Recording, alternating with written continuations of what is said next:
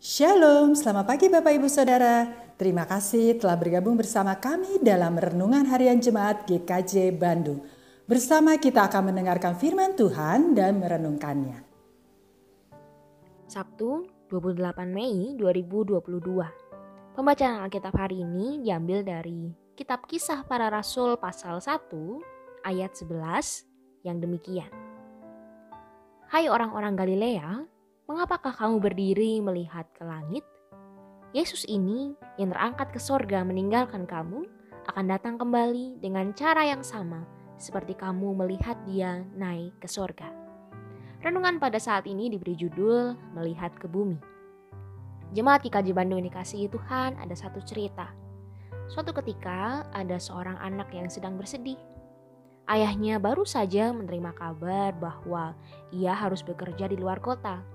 Dan karena jaraknya jauh, tidak bisa setiap saat pulang ke rumah. Sehingga mulai saat itu ia banyak menghabiskan waktu bersama sang ayah. Hingga hari yang tidak ia inginkan pun tiba.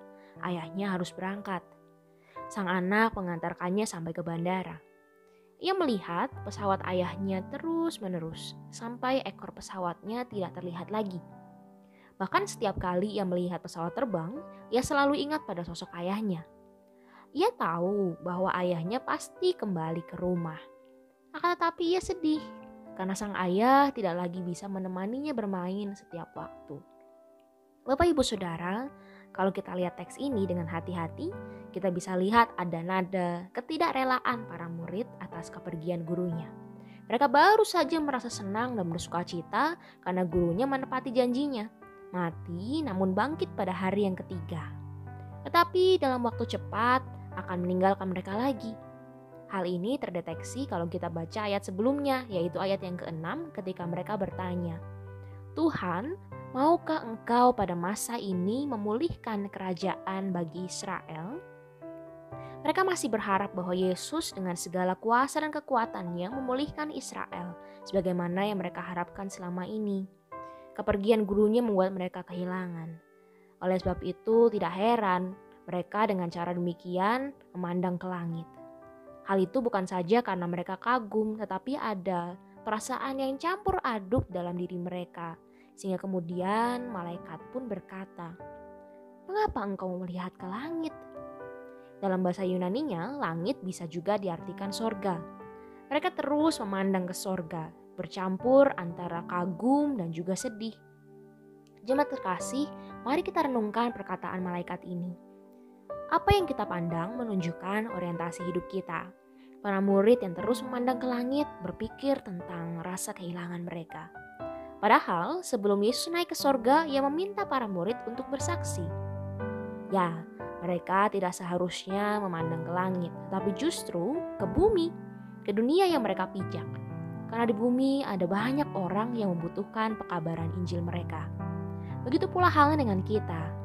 Sebenarnya terus memandang pada Yesus adalah hal yang baik, bahkan harus.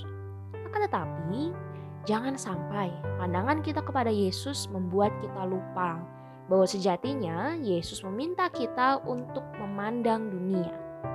Banyak orang lapar, banyak orang yang sakit hatinya, banyak orang yang tidak damai sejahtera, banyak orang yang membutuhkan kasih Yesus. Maka lantas, kalau Yesus sudah naik ke sorga, bagaimana kasih itu diwartakan? Ya melalui kita, tidak bisa tidak. Itu sudah menjadi tugas kita sebagai orang percaya.